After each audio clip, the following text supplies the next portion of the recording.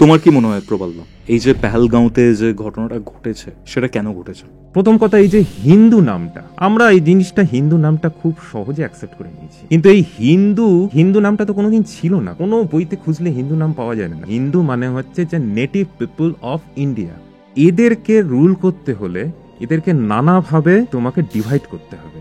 গঙ্গাধর অধিকারী বলেছিল, বিভিন্ন ভাষার লোকজন, বিভিন্ন ধর্মের লোকজন, বিভিন্ন কালচারের লোকজন এরা একসঙ্গে থাকতে পারে না। জিন্না একটা কথা বলেছিল, এটা হচ্ছে পোকায় খাওয়া পাকিস্তান, যেটা ওরা পেয়েছে। নেহেরু এই দুটো জায়গা নিতে চাইনি। আর্টিকেল 370-তে অ্যাকচুয়ালি কি চেঞ্জ হয়েছে? কাশ্মীর পণ্ডিতরা কি তাদের ঘর খুঁজে পেয়েছে? এভরি সেকেন্ড ডেতে এক একজন ভারতীয় যারা এসেছিল কাশ্মীরে চাকরি করতে, বেছে বেছে একজন ব্যাংক এমপ্লয়িকে গিয়ে ডাইরেক্টলি গুলি করে মেরেছে, তখন সে কাজ করছিল। কি হয়েছিল কাশ্মীরি পণ্ডিতদের সাথে? একটা জোকস আছে যে প্রত্যেকটা দেশের একটা আর্মি আছে, আর পাকিস্তান এমন একটা দেশ যেখানে আর্মির কাছে পুরো দেশটা রয়েছে। মানে আমরা মার খাবো, এক গালে চর খাবো, আরেক গালে এগিয়ে দেবো। আমরা ভারতীয়, এবং ভারতীয়দের জন্য একটাই ল। এভরি টেররিস্ট সবাই এই একই ফেদ থেকে বিলং করে। ইসলামকে হাতিয়ার করে গজওয়াতুল হিন্দ বলো বা জেহাদের নামে বলো, এই পুরো জিনিসটা অপারেট হচ্ছে। 2023 সালের এপ্রিল মে মাস নাগাদ আমার বাবা মা কাশ্মীরে ঘুরতে গেছিল। পেহেলগ্রামেতেই তারা স্টে করে, সেখানে চড়ুইভাতি করে। আমার বাবা মার সাথে তাদের বন্ধু বান্ধব ছিল, অনেকে একসাথে ঘুরতে গেছিল। কাশ্মীর থেকে ঘুরে আসার পর আমাকে আমার মা বলেছিল যে যেখানেই যাস বা না যাস, কাশ্মীরে ডেফিনেটলি যাস।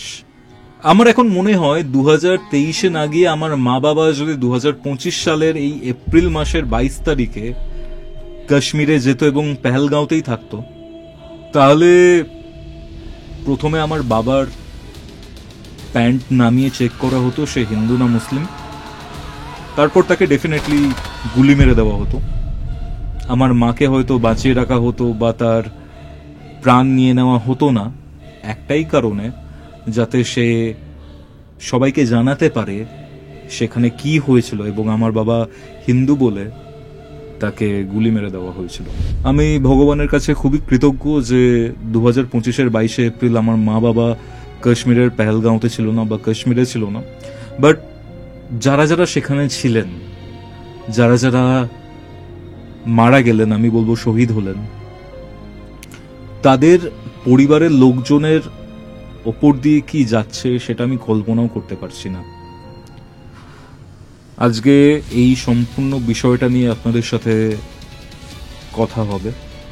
আজকে আমাদের সাথে আছেন প্রবাল দত্ত। ওয়েলকাম প্রবালদা, ওয়েলকাম টু কৌস্তবের আড্ডা।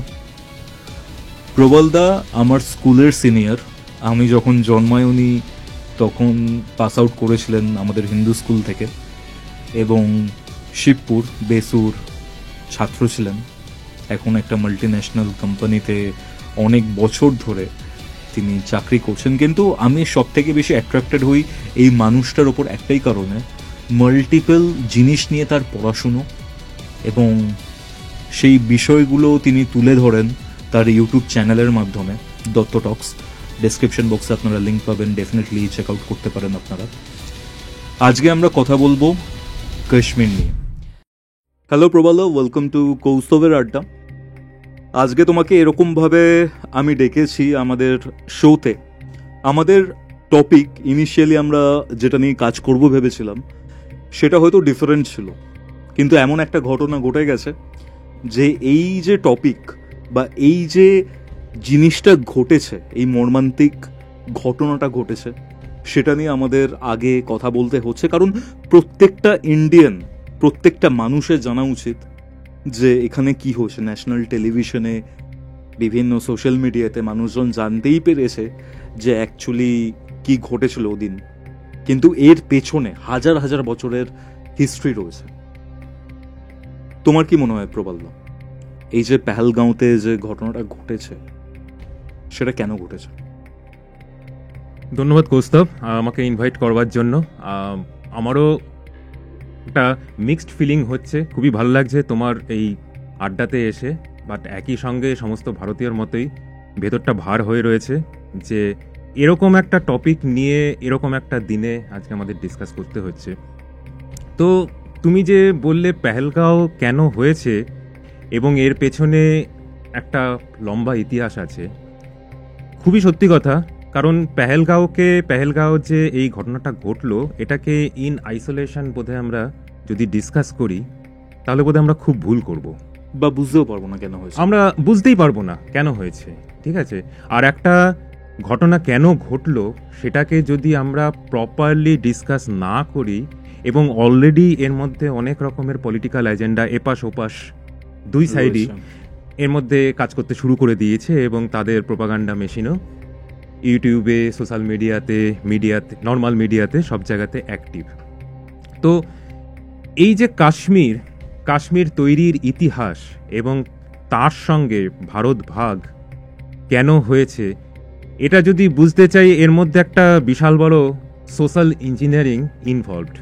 মানে বলতে গেলে ইমিডিয়েট প্রবলেমটা যদি আমি বলি, যে ব্রিটিশরা যখন আমাদেরকে এখানে রুল করেছে, এই ভারতে যে ব্রিটিশরা রুল করেছে সেটার সঙ্গে তুমি যদি ক্যারেক্টারিস্টিক্যালি অন্যান্য কন্টিনেন্টে যে ইউরোপিয়ান শাসন যদি দেখো, অনেকটা ডিফারেন্ট। ইউরোপিয়ানরা তো শুধু ভারত শাসন করেননি, না, ব্রিটেনের কাছে ভারত ছিল জুয়েল, মানে একদম সোর্স অফ রিসোর্সেস।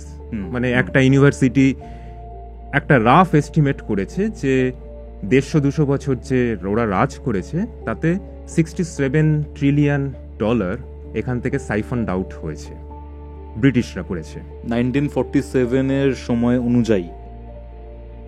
আজকের ডেটে দাঁড়িয়ে ওকে আজকের ডেটে দাঁড়িয়ে যদি ভ্যালুয়েশন করা হয়, that is something like 67 trillion USD, যেটা আজকের ওয়ার্ল্ড জিডিপির থেকে বেশি। তো সেই 67 ট্রিলিয়ন জিডিপি ওরা যে এক্সট্রাক্ট করেছে, ওদের তো একটা খুব এফেক্টিভ একটা মেকানিজম ছিল, যেটা আমাদেরকে মানতে হবে। এবার ওরা অস্ট্রেলিয়া রুল করেছে, পুরো আমেরিকা, নর্থ আমেরিকা, মানে বলতে গেলে আজকের 3টে কন্টিনেন্ট পুরো সাফ করে দিয়েছে। ওখানে ইন্ডিজিনিয়াস পিপল কিছু দেখা যায় না, ওখানকার আদিবাসী। এখানে যদি তুমি ধরো মায়া, ইনকা, এরা যদি তোমার আমেরিকার হয়, আর অস্ট্রেলিয়াতেও অ্যাবরিজিনস বলে যারা ছিল, তাদের হাতে গোনা কিছু হয়তো খুঁজে পাওয়া যায়, কারণ ওখানে কমপ্লিটলি ইরেজ করে দেওয়া হয়েছে। ওকে, রাইট। আফ্রিকাতেও এক ধরনের মেকানিজম ছিল, কিন্তু সেখানেও জিনিসটা অনেকটা ইজি হয়েছে। কেন হয়েছে তার কারণটা আমি পরে বোঝাচ্ছি। ইন্ডিয়ার ক্ষেত্রে ব্যাপারটা ছিল যে ইন্ডিয়ার যে এই রিসোর্সটার মেইন সোর্সটা কি, সেটা হচ্ছে মানুষ, হিউম্যান। তাদেরকে কন্ট্রোল করতে হবে। আর এটা খুব একটা ইজি ব্যাপার নয় এটা কন্ট্রোল করা, তার কারণ আমাদের দেশে কোনো ইনস্টিটিউশনালাইজড আইডিওলজি নেই। হ্যাঁ, প্রত্যেকটা মানুষ ফ্রি, নিজের মতো একটা লাইফ লিড করতে পারে, নিজের মতো থিঙ্ক করতে পারে। তাদের নিজস্ব গ্রুপ অফ পিপুল রয়েছে, সেটাকে তুমি যে কোনো ধরনের ট্রাইব বলো, কাস্ট বলো। কাস্টও ব্রিটিশদের তৈরি, কিন্তু অত কিছু একটা পডকাস্টে তো আমি ডিসকাস করতে পারবো না। কিন্তু মেইন জিনিসটা হলো যে ভারতের যে সোশ্যাল স্ট্রাকচারটা ছিল, এটা completely different than the other places. একদম ঠিক আছে। সনাতন ধর্ম, যেটা সনাতন ধর্ম, আচ্ছা, এই সনাতন নিয়েও আমার একটু রিজার্ভেশন রয়েছে। তো অনেকগুলো জিনিসপত্র এখানে চলে এলো। প্রথম কথা, এই যে হিন্দু নামটা, আমরা এই জিনিসটা হিন্দু নামটা খুব সহজে অ্যাকসেপ্ট করে নিয়েছি, কিন্তু এই হিন্দু নামটা তো কোনোদিন ছিল না। কোনো বইতে খুঁজলে হিন্দু নাম পাওয়া যাবে না। সিন্ধু ছিল, সিন্ধু একটা রিভারের নাম ছিল। সিন্ধুর এপারের লোকজনকে ইরানিয়ান যারা ছিল, পার্সিয়ার যারা লোক ছিল, সিন্ধু বলতে পারতো না, দ্যাটস ওয়াই হিন্দু বলতো। মেগাস্তিনিস ইন্ডিকা বলেছে। তারপরে সিন্ধু থেকেই হিন্দু, সিন্ধু থেকেই ইন্ডিয়া। একদম একদম। তার মানে ইন্ডিয়ার লোক বাই ডিফল্ট হিন্দু। কিন্তু সেটা আজকে তুমি বলতে যাও, এইটা তো প্রবলেম। কখন ব্রিটিশরা বুঝলো যে এটা একটা প্রবলেম? এটা towards the end of 19th century, তার আগে পর্যন্ত মানে 1857-এ যখন সিপাহী বিদ্রোহ হলো, তারপর আস্তে আস্তে তো তোমার ইস্ট ইন্ডিয়া কোম্পানির থেকে শুরু করে এটা ব্রিটিশ এম্পায়ারের কন্ট্রোলে এলো। তখনও পর্যন্ত হিন্দু মানে হচ্ছে যে নেটিভ, হিন্দু মুসলমান সবাই একসঙ্গে হিন্দু বলা হতো। হিন্দু মানে হচ্ছে যে নেটিভ পিপল অফ ইন্ডিয়া। তুমি আমি যে হিন্দু স্কুলে পড়েছি তার মানে কিন্তু হিন্দু রিলিজিয়ানের লোকের জন্য নয়, স্কুল ফর দ্য নেটিভস। ঠিক আছে, যখন মুসলমানরা এসছিল তখন উত্তর ভারতকে হিন্দুস্তান বলতো। তার মানে ওরা যখন বাইরে থেকে এসছে তখন নেটিভদেরকে ওরা হিন্দু বলেছে। ব্রিটিশরা যখন তারপরে এসছে তখন হিন্দু মুসলমান সবাইকে নিয়ে হিন্দু, মানে হিন্দু কথাটার মানে হচ্ছে প্রত্যেকে এটাকে এইভাবে রেফার করেছে যে আমরা আসবার আগে, আমরা ইনভেট করবার আগে যারা নেটিভ দে আর হিন্দু, মানে almost like niggers, negro, right? আফ্রিকানদের নিগ্রো বলা হয়। তুমি একটা আফ্রিকানকে নিগ্রো বলে দেখো, অবভিয়াসলি বিশাল চেহারা নিয়ে তোমার নাকে একটা ঘুষি মারবে, একদম। ঠিক আছে, কিন্তু আমরা এই হিন্দু জিনিসটাকে খুব সহজে অ্যাকসেপ্ট করে নিয়েছি। আমরা বুঝতেও পারিনি যে এর মধ্যে একটা কত বড় সোশ্যাল ইঞ্জিনিয়ারিং ব্রিটিশরা প্ল্যান করে রেখেছে, রাইট?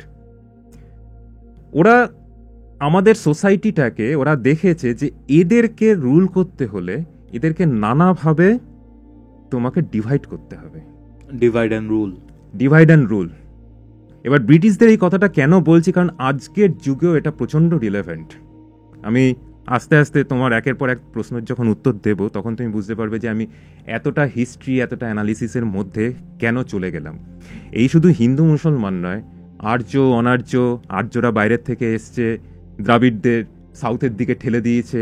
তুমি নর্মালি যদি সাউথের মধ্যে যাও না, এখনো ভেতরে একখানা ওদের ফিলিং রয়েছে যে they are the displaced people from north, otherwise they are the indigenous people in India, right?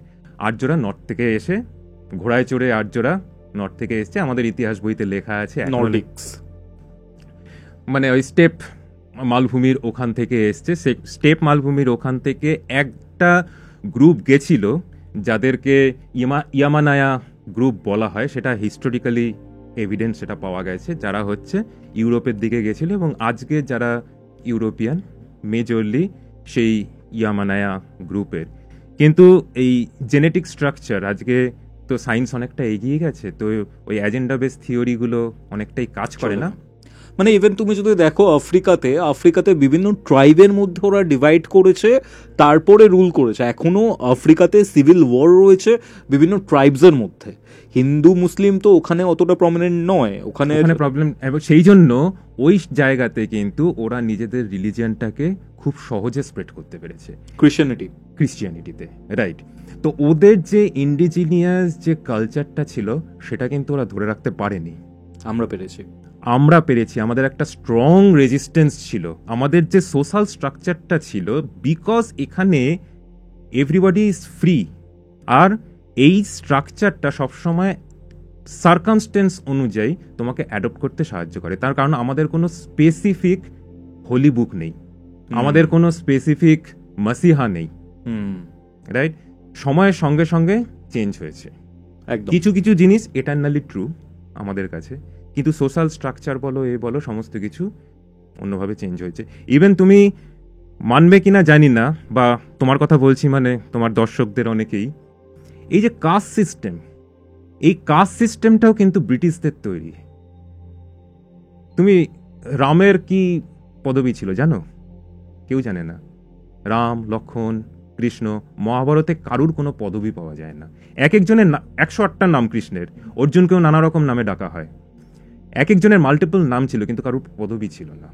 বংশের নাম নিয়ে করা হতো, মানে লাইক সেটা অনেক পরে না, বংশের নাম দিয়ে শুধু না। রামচন্দ্র তো একটা চন্দ্র আচার্য, এরকম দ্রোণাচার্য, মানে এর মধ্যে কোনো লক্ষণচন্দ্র ছিল না, দশরথ চন্দ্র বলে কেউ রামের বাবা ছিল না। তো এবং তারপরে হিস্টোরিক্যালি যদি তুমি দেখো, শশাঙ্ক, হর্ষবর্ধন, কারুরই কিন্তু এ নেই। এরপরে গত 1000 বছরে কি হয়, এটা একটা অপশনাল ব্যাপার হয়ে যায় যে তুমি একটা পদবি ইউজ করতে পারো to mark something of your, কোথা থেকে এসছো, হিস্ট্রি, মানে তোমার পূর্বপুরুষরা কি করেছে, সেটা ম্যান্ডেটারি হয়ে যায় এই কাস্ট সিস্টেমটা যখন ব্রিটিশরা আসে। মানে ম্যান্ডেটারিলি তোমাকে একখানা কাস্ট চুজ করতে হবে, এবং তখন এই কাস্টের মধ্যেই নানা রকমের বন্দ্যোপাধ্যায়, মুখোপাধ্যায়, নানা রকমের এই কাজ। তার আগেও তো ব্রাহ্মণরা ছিল নাকি, ব্রাহ্মণ ক্ষত্রিয় ছিল, হুম, কিন্তু সেটা হচ্ছে তাদের অকুপেশন। আজকে যেরকম ডাক্তাররা আছে, সায়েন্টিস্টরা রয়েছে, ঠিক আছে, সায়েন্টিস্টের ছিল তো সায়েন্টিস্ট হবে, এরকম ব্যাপার নেই, এরকম ব্যাপার নয়। ওকে, তুমি বুঝতে পারছো যে আচার্য জগদীশ চন্দ্র আমরা যেরকম বলছি, মানে বিকজ তিনি একজন সায়েন্টিস্ট হয়েছেন তাকে আচার্য বলে ডাকছি। তো এইভাবে কাস্ট সিস্টেমের মধ্যে দিয়ে, হিন্দু মুসলমানের মধ্যে দিয়ে, মানে আগে যেটা হিন্দু বলা হতো, সমস্ত হিন্দু মুসলিম সবাইকে একসঙ্গে নিয়ে, সেখান থেকে হিন্দু ভার্সেস মুসলিমটা করা হলো। ওদের জন্য একটা, যাদের রুল করতে সুবিধা হয়, ওদের জন্য একটা ভাষা তৈরি করা হলো যেটা উর্দু। উর্দু কোনো কালে এরকম ছিল না, যেটা হচ্ছে মুসলিমদের ল্যাঙ্গুয়েজ। আজকে উর্দু মানে মুসলিমদের পাকিস্তানি ল্যাঙ্গুয়েজ করা হয়েছে। কিন্তু তুমি যদি দেখো উর্দু ভাষার ইতিহাস কি, যখন মুঘলদের আন্ডারে মুঘলরা এসছিল, তখন তাদের সঙ্গে তো প্রচুর হিন্দুরা কাজ করতো। মুঘলরা বাইরের থেকে এসছে, তাদের ভাষা আরবি, ঠিক আছে, এবং আরবি আর হিন্দি এইটা মিশে একটা ভাষা তৈরি হলো যেটা হচ্ছে উর্দু, যার সেন্টেন্স কনস্ট্রাকশন পুরোপুরি হিন্দির মতো, কিছু কিছু আরবি ওয়ার্ড উঠে গেছে। যেমন আজকে আমরা বাংলা বলতে গিয়ে চেয়ার, টেবিল, মাইক, কম্পিউটার অনেক কিছু বলি, কিন্তু বাংলা বলো বা হিন্দি বলো, ভারতীয়রা তাদের সেন্টেন্স ফরমেশনটা যেটা রয়েছে সেটা হচ্ছে ভারতীয় ভাষার মতো, ভোকাবুলারিতে অনেক কিছু ঢুকে গেছে। তা উর্দু হচ্ছে তাই। এবার আমি বুঝতে পারছি যে ডিভাইড অ্যান্ড রুল করে ব্রিটিশরা ইন্ডিয়াকে রুল করেছিল ভেতর থেকে, মানে শুষে নিয়েছিল। এই শুষতে পেরেছিল তার কারণ হচ্ছে ইন্ডিয়াকে যদি ওরা এক রাখতো, এক ইন্ডিয়াকে ওরা রুল করতে পারতো না, এটা ওরা বুঝেছিল। ঠিক আছে, এবার এখান থেকে আমরা চলে আসছি কংগ্রেস এবং মুসলিম লীগের জায়গাতে, যেখান থেকে আসে হচ্ছে টু নেশন থিওরি জিন্নার। বাট জিন্নার টু নেশন থিওরি দেওয়ার আগেও আই গেস কেউ এরকম থিওরি রেখেছিলেন বললে অনেকেই জানে না। যারা সিপিএম করে, প্রচুর মার্ক্সবাদী সাপোর্টার, তারা কতজন গঙ্গাধর অধিকারীর নাম জানে আমি জানি না। ইভেন আমি জানি না যে এই সিপিএম পার্টিটা কিভাবে তৈরি হয়েছে তার ইতিহাসও কতজন জানে। মানবেন্দ্রনাথ মুখোপাধ্যায়, এই জিনিসটা প্রথম কিন্তু শুরু হয় সিপিআই, মানে কমিউনিস্ট পার্টি অফ মেক্সিকো থেকে। ওকে ওকে, ঠিক আছে, আমরা তো সাভারকারের কথা বলি, তো কালকেই একটা রুল বেরিয়েছে, সুপ্রিম কোর্ট রাহুল গান্ধীকে বলেছে যে ইভেন গান্ধী পর্যন্ত ইওর সার্ভেন্ট বলেছে। যাক, এখন সাভারকারের কথাতে চলে গেলে আবার অন্য ডিসকাশনে চলে যাব। কিন্তু এই সিপিএম পার্টিটা তৈরি হয়েছিল কিন্তু জাস্ট একটা ফ্যাকচুয়ালি আমি বলছি, ভারতে নয়। ঠিক আছে, তো গঙ্গাধর অধিকারী বলেছিল যে বিভিন্ন ভাষার লোকজন, বিভিন্ন ধর্মের লোকজন, বিভিন্ন কালচারের লোকজন এরা একসঙ্গে থাকতে পারে না, এটা পসিবল নয়। মানে একটা ইউনাইটেড ভারতের এগেইনস্টে কিন্তু সিপিএম এর মানে মেইন যারা জন্মদাতা, মানে যাদের আইডিয়াস থেকে এই কমিউনিস্ট পার্টি অফ ইন্ডিয়া, তারা কিন্তু এই বিলিভের মধ্যে দিয়ে চলেছিল। তো এই যে টু নেশন থিওরি জিন্না দিল, তারপরে দেশভাগের মধ্যে মুসলিম মেজরিটি যে জায়গাগুলো রয়েছে, পাঞ্জাব এবং বাংলা, পাঞ্জাব এবং বাংলা। পাঞ্জাবটা আমি এই জন্য বলছি যে তখনও বালুচিস্তান বা আফগানিস্তানের যে পার্টটা পাখতুন এবং পাখতুনিস্তানের যে এখন একটা দাবি উঠেছে, মানে পাকিস্তানে এখন 4টে ভাগ হয়ে যাওয়ার একটা খুব পসিবিলিটিস রয়েছে, যেটা হচ্ছে একদিকে বালুচিস্তান, আরেকদিকে হচ্ছে পাখতুন, যেটা হচ্ছে মেইনলি আফগান পপুলেশন, এবং সিন্ধ। এবারে এই বালুচিস্তানটা কিন্তু ডাইরেক্টলি ব্রিটিশ ইন্ডিয়ার পার্ট ছিল না, রাইট? এটা এক ধরনের একটা লিজড এন্টিটি ছিল, যেখানে ব্রিটিশদের সঙ্গে একটা এগ্রিমেন্ট ছিল যে ওখানে কমিশনার থাকবে, একজন চিফ কমিশনার থাকবে, যে ওই বালুচ এরিয়াটা, এবং বালুচ এরিয়াটা শুধু পাকিস্তান নয়, বালুচিস্তান কিন্তু ইরানেরও একটা পার্ট, একদম একদম রাইট? তো তারা হচ্ছে ওই জায়গাটার কন্ট্রোল করবে, মানে ব্রিটিশরা কন্ট্রোল করবে under the direction by chief কমিশনের আন্ডারে বালুচিস্তানটা রুলড হবে। ডাইরেক্টলি কিন্তু ব্রিটিশ ইন্ডিয়ার পার্ট ছিল না। এবং এই বালুচিস্তান এবং পাখতুন এরিয়া, এই জায়গাটা ব্রিটিশরা অধিকার করেছিল এই জন্যই যে কারণ ওখানে রাশিয়ার ইনফ্লুয়েন্স প্রচণ্ড বেড়ে যাচ্ছে, রাইট? এবং তুমি জানবে কিনা জানি না, বালুচিস্তানে একটা সময় কিন্তু কমিউনিস্ট লিডারশিপ ছিল। ফর দ্য মানে ইনফ্লুয়েন্স অফ রাশিয়া, ওখানে কিন্তু কমিউনিজমের একটা রাইজ হয়েছিল একদম। তারপর সেটাকে ধ্বংস করা হয়। এবারে মাল্টিপল ফ্রন্টে তোমার যখন 1947-এ মাউন্টব্যাটেন একটা ডাইরেকশন নেয় যে সমস্ত স্টেটগুলো, whether it is part of India or under এরকম লিজ সিস্টেমে যেটা বালুচিস্তান, তাদের ইন্ডিয়া বা পাকিস্তান কোন একটাতে জয়েন করতে হবে। এবং বালুচিস্তানে কিন্তু একটা সেকশন ইন্ডিয়াতে জয়েন করবার কথা ইচ্ছে প্রকাশ করেছিল, এবং সেই সেকশনটা মানে they were against the partition of India, ঠিক আছে? আরেকটা সেকশন মুসলিম লীগকে সাপোর্ট করেছিল, সেটা ঠিক আছে, কিন্তু ওরা কিন্তু চিরকালে এগেইনস্টে ছিল যে they will not be part of Pakistan.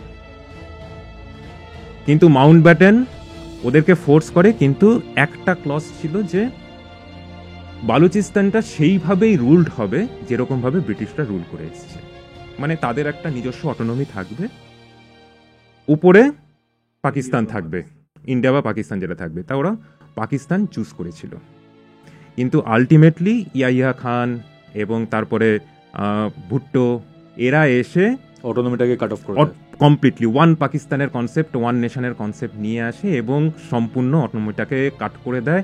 এবং বালুচিস্তান হচ্ছে মেজরলি ওদের জিডিপি, মানে যদি আজকে 4টে ভাগ হয়ে যায়, মেজর পার্টটা তো বেরিয়েই যাবে। শুধু তাই নয়, মেইন ন্যাচারাল রিসোর্স যেখানে রয়েছে সেই জায়গাটা হচ্ছে বালুচিস্তান, এবং ওরা ডিপ্রাইভড।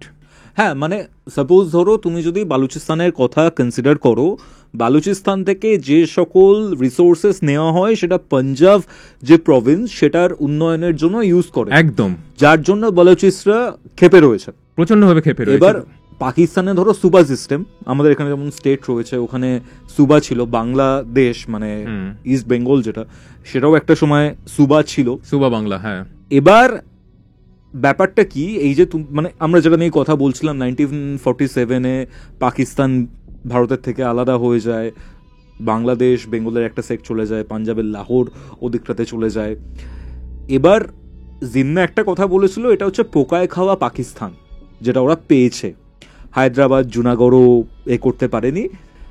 এবার আমরা মেন যেখান দিয়ে আমাদের এই ডিসকাশন বা এত নলেজ নিয়ে আমরা আলোচনা করছি, সেটা হচ্ছে 1947 অ্যানেক্সেশন অফ কাশ্মীর, যেখানে কাশ্মীর অটোনমাস একটা রিজিয়ন থাকতে চেয়েছিল, সেপারেট একটা দেশ চেয়েছিল রাজা হরি সিং। না, আচ্ছা, অ্যাকচুয়ালি নয়। কিরকম ব্যাপারটা? মানে এই জায়গাটা যেটা হয়েছিল যে হরি সিং এর অটোনমাস, এই যে বললাম যে কারুর অটোনমাস থাকবার ব্যাপারটা রুলড আউট হয়ে গেছিল, মাউন্টব্যাটেন নিজেই রুল আউট করে দিয়েছিল যে আইদার ইন্ডিয়া বা পাকিস্তান, এই মধ্যে তোমাকে জয়েন করতে হবে। আমি সেই জন্যই বালুচিস্তানের কথাটা বললাম। না, মানে সাপোজ ধরো মাউন্টব্যাটেন প্ল্যানে যেটা ছিল সেটা হচ্ছে যে হয় ইন্ডিয়া পাকিস্তান, নয়তো তুমি সেপারেট ভাবে নিজেরা থাকতেই পারো। না, এটা প্রপোজ ছিল না। না, এটা প্রপোজ ছিল না। এই অপশনটাই প্রপোজ তো ছিল না, মানে মাউন্টব্যাটেন একদম ক্যাটাগরিক্যালি রুল আউট করে দিয়েছিল যে মানে সেপারেট কোনো প্রিন্সলি স্টেট থাকবে না, সমস্ত প্রিন্সলি স্টেটগুলোকে আইদার ইন্ডিয়া বা পাকিস্তানকে জয়েন করতে হবে, রাইট? এইবারে না, তাহলে হায়দ্রাবাদ বা জুনাগড়ের নবাবরা কিভাবে স্বাধীন থাকার কথা বলে অ্যাকর্ডিং টু মাউন্টব্যাটেন? তারা বলেছিল, কিন্তু শেষ পর্যন্ত এটা হয়নি। তো হ্যাঁ, সেটা তো মানে ইন্ডিয়া জোর করেছিল। না, সেটা এইখানে আমাদেরকে জানতে হবে, প্যাটেল ছিল বলে আজকে এরা পার্ট অফ ইন্ডিয়া, একদম, না হলে হতোই না। মানে নেহেরু অলমোস্ট এটাকে দিয়ে দিয়েছিল, রাইট? এবং যখন মোটামুটি আজকে যেটা আমরা বলি পাকিস্তান অকুপাইড কাশ্মীর, সেই জায়গা পর্যন্ত পাকিস্তান চলে এসেছিল। হরি সিং বারবার রিকোয়েস্ট করছিল যে নেহেরুকে যে আর্মি পাঠাও, কখন আর্মি পাঠাবে। নেহেরু সেই জিনিসটা নিয়ে পুরো ঢিলে ঢালামি করছিল, যতক্ষণ না সাইন করবে, ইন্ডিয়াতে জয়েন না করবে, ততক্ষণ আর্মি পাঠাবো না। আর্মি ওর ইচ্ছেই ছিল না। মানে সেই একই জিনিসটা যদি শ্যামাপ্রসাদ মুখার্জি না থাকলো তাহলে বাংলাও থাকতো না। মানে নেহেরু এই দুটো জায়গা নিতে চাইনি, একমাত্র ওর মনে হয়েছে ওই জায়গাটা হয়তো প্রবলেমেটিক। ওর মাথার মধ্যে তখন কি কাজ করেছে এক্স্যাক্টলি আমি জানি না, কারণ আজকে চীন যেই জায়গাটা, কাশ্মীরের একটা পার্ট তো চীনও দখল করে বসে আছে। সেখানে তো সেখানে তো তোমার নেহেরু বলেছিল যে ওখানে একটা সিঙ্গেল ব্লেড অফ গ্রাসও ওখানে হয় না। কিন্তু আজকে দেখো এই যে চায়নার যে প্রজেক্টটা, সমস্ত রোড বেল্ট নেটওয়ার্ক, চায়নার রোড অ্যান্ড বেল্ট ইনিশিয়েটিভ, হ্যাঁ রোড অ্যান্ড বেল্ট ইনিশিয়েটিভটা যেটা, সেইখানে সেটা কতটা ইম্পর্টেন্ট। তো যাই হোক, প্যাটেল বুঝেছিল যে কাশ্মীরটা কেন ইম্পর্টেন্ট, এবং প্যাটেল শেষ পর্যন্ত নেহেরুকে জোর করে ওখানে আর্মি পাঠায়, এবং সেই জন্য অ্যাটলিস্ট কিছুটা পার্ট সেটা এখনো আমাদের ইন্ডিয়াতে রয়েছে। কিন্তু একটা কমপ্লিটলি আনসেটেলড ইস্যু রয়ে গেছে, মানে মাল্টিপল ফল্ট। আমি নেহেরু ইচ্ছে করে করেছে বা নেহেরুর কি প্ল্যান ছিল সেটা জানি না। কেউ কেউ বলে এটা লেডি মাউন্টব্যাটেনের বুদ্ধি, তো সেটা নেহেরুর সাথে অ্যাফেয়ার ছিল বা কিছু। হ্যাঁ হ্যাঁ, তো লেডি মাউন্টব্যাটেনের বুদ্ধি ছিল যে, বা ইয়ে ছিল যে কাশ্মীরটা ইন্ডিয়ার পার্ট না হয়ে ওটা পাকিস্তানেরই থাক। এবং আমি কিছু আমার বন্ধু বান্ধবদেরও দেখেছি একটা সময় যে কাশ্মীরটা নিয়ে এত ঝামেলা, কাশ্মীরটা তো দিয়ে দিলেই হয়। কি বলছো? তো কালকে আরেকটা জায়গার যদি ডেমোগ্রাফিক চেঞ্জ হয়, তাহলে তারা কি সেপারেট আউট? আজকে তো তামিলনাড়ুতেও কিছু না হলেও একটা সেপারেট স্টেটের কথাবার্তা বলা হচ্ছে, নর্থ ইস্টেও তো একটা প্রবলেম রয়েছে। তাহলে কি গঙ্গাধর অধিকারী যা বলেছিল সেটাই ঠিক? আমাদেরকে মেনে নিতে হবে যে ইন্ডিয়াতে বিভিন্ন কালচার, বিভিন্ন রিলিজিয়ান, বিভিন্ন ল্যাঙ্গুয়েজ এরা একসঙ্গে থাকতে পারে না। এবং যারা বলছে, আমি মনে করি তারা সেই ধারণাতেই বিশ্বাস করে যে ইন্ডিয়াটা ছোট ছোট কান্ট্রি হিসাবেই বোধহয় বেটার। ওকে, তো এই যে ধরো হরি সিং এর ওখানে আর্মি পাঠালো, কাশ্মীরের কিছুটা পার্ট ইন্ডিয়াতে এলো, যেটা অবভিয়াসলি ডেফিনেটলি আমাদের পুরো পার্টটাই আমাদের। 1948-এ যখন ওয়ার চলছে, 47-এ যখন ওয়ার চলছে রাদার, ইন্ডিয়ান আর্মি প্রায় অকুপাই করে ফেলেছে। সেই সময় নেহেরু ইউএনএ জিনিসটাকে নিয়ে গেল, মানে সিজফায়ার হয়ে গেল। তাই জন্যই তো লাইন অফ কন্ট্রোল, সেই জন্যই লাইন অফ কন্ট্রোল। তো আজকে তো শাহবাজ শরীফ বলছে যে এই ইয়েগুলো ওরা মানে না, সিজ ফায়ার বা এটসেট্রা, এই সমস্ত জিনিসগুলো মানে না। সিমলা চুক্তি, অ্যাকচুয়ালি সিজ ফায়ার লাইনটা যেটা অ্যাকসেপ্টেড হয়েছে সিমলা চুক্তির সময়, সেটা হচ্ছে 1971-এর যুদ্ধের সময়। তো যখন আমরা 3টে ওয়ার জিতেছি, 1965-এ, 1971-এ, তার আগে 1948, আমি ইভেন 1999টা বলছি না, কারণ সেটা তো ফুল ফ্লেজেড ওয়ার করবার মতো সাহসী পাকিস্তানের ছিল না, বা 4টে ব্রাদার যদি আমি কনসিডার করি। তো তার আগে আমরা কেন এই জিনিসগুলো জিয়ে রাখলাম, সেই প্রশ্নটা কিন্তু আমাদেরকে করতে হবে। কারণ এই 14,930 লোককে আমরা যে হারিয়েছি স্টার্টিং ফ্রম 1990s, মানে 89 থেকে অ্যাকচুয়ালি শুরু হয়েছে 90s-এ, এবং অসংখ্য মানুষ যারা তাদের ঘর হারিয়েছে, মানে ডিসপ্লেসড হয়েছে, ফিরে যাওয়ার কথা ভাবতেও পারে না। ইভেন পণ্ডিত, যারা কাশ্মীরি পণ্ডিত, তো ইভেন আফটার আর্টিকেল 370, আমরা আর্টিকেল 370 নিয়ে অনেক কথা বলি। আর্টিকেল 370-তে অ্যাকচুয়ালি কি চেঞ্জ হয়েছে? কাশ্মীর পণ্ডিতরা কি তাদের ঘর খুঁজে পেয়েছে? তারা যেখান থেকে ডিসপ্লেস হয়েছে তারা ফেরত যেতে পেরেছে? ওখানে বাকি ভারতীয়রা কি ওখানে যেতে পারে? যেরকম ভাবে চাকরির সন্ধানে আমরা বম্বে যাচ্ছি, ব্যাঙ্গালোর যাচ্ছি, কোথায় না যাচ্ছি, রাজস্থান, নর্থ ইন্ডিয়াতে পর্যন্ত যাচ্ছি, মানে নর্থ ইন্ডিয়া মানে নর্থ ইস্ট ইন্ডিয়াতেও প্রচুর, মানে এইখান থেকে ভারতীয় যাচ্ছে। মেইনল্যান্ড ইন্ডিয়া কথাটা বলাটা উচিত নয়, মানে এখানে কোনো মেইনল্যান্ড ইন্ডিয়া বলে কিছু নেই, মেইনল্যান্ড চায়নার মতো পুরোটাই ভারত। কিন্তু ওই যে পাহাড়ি জায়গা, সেখানেও তো আমরা প্রচুর ভারতীয় গিয়ে কাজ করছি। কাশ্মীরে কেন যেতে পারবে না? এই যে তুমি 2025-এ কথা বললে, 2023-এ বোধহয় তোমার বাবা মা গিয়েছিল, 2022-এ আমি কাশ্মীরে ছিলাম, যখন আমার মনে হয় থেকেছিলেন? আমি বেড়াতে গেছিলাম আচ্ছা, বেড়াতে গেছিলেন। পেহেলগাঁওতে। এই পেহেলগাঁওতে আমার গাড়ি 5 ঘন্টা আটকে ছিল, রাস্তা ব্লক।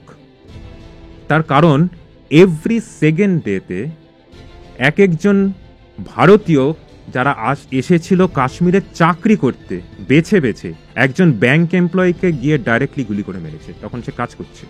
মানে তুমি তখন ছিলে ওই বিষয়টা? এই ঘটনাটা ঘটেছে যখন, তখন মানে আমরা খবরের কাগজে পড়ে জানতে পারছি, রাইট? এবং এই পেহেলগাঁও যাওয়ার পথে 5 ঘন্টা আমাদের গাড়ি আটকে ছিল। তার কারণ ওখানে যারা সরকারি কর্মচারী এটসেট্রা তারা পেহেলগাঁওতে রাস্তা আটকে ছিল। তো যেখানে ছিলাম, যে এই যে ইঞ্জিনিয়ারিংটা হয়েছে ভারতে, হিন্দু আর মুসলিম এরা এক নয়, ঠিক আছে? এই জিনিসটা আমরা ক্যারি ওভার করছি। এই যে ডিভাইড অ্যান্ড রুল, সেটা কিন্তু আজকেও শেষ হয়নি। ইন্ডিয়া পাকিস্তান পার্টিশন, পাঞ্জাব এবং বেঙ্গলের পার্টিশন, এই যে ব্যাপারটা রয়েছে, এই ব্যাপারটা আরও একটা জায়গাতে আমরা দেখতে পাই, সেটা হচ্ছে ইসরায়েল এবং প্যালেস্টাইনের দিকে। প্রবলদা, ইভেন আমার যেটা মনে হয় যে এখানে লার্জার জিও পলিটিক্যাল একটা গেম রয়েছে। 1945 সেকেন্ড ওয়ার্ল্ড ওয়ার শেষ হয়, ইউএসএ যেমন একটা সুপার পাওয়ার তৈরি হয়, তেমনি আর একটা ছিল ইউএসএসআর। আফগানিস্তানে 1980s-এর দিকে কমিউনিস্ট লিডারশিপ প্রতিষ্ঠা করতে চায়, সেখানে প্রতিষ্ঠা করার জন্য ফোর্সও পাঠায়। তালিবানরা তখন এগেনস্টে গেছিল, ইউএসএ তখন একটা প্রক্সি ওয়ার করে। দ্যাটস ওয়াই পাকিস্তান থেকে মুজাহিদিন তৈরি করা হয়, যারা আফগানিস্তানে গিয়ে যুদ্ধ করে, এবং তাদেরকে ব্রেন ওয়াশ করা হয়েছিল ধর্মের নামে, জিহাদ, এই জিনিসটার জন্য। তো যখন এই আফগানিস্তানের ওয়ার শেষ হয়ে যায় 80s-এর শেষের দিকে, তখন পাকিস্তান এদেরকে কন্ট্রোল করতে পারছে না আর এই মুজাহিদিনদের। দ্যাটস ওয়াই তাদেরকে কাশ্মীরে পাঠিয়ে দেওয়া হয়। আর তারপর থেকেই কাশ্মীরে 1990s-এর সময়ের যে ইনসার্জেন্সি, সেই জিনিসটা শুরু হয়।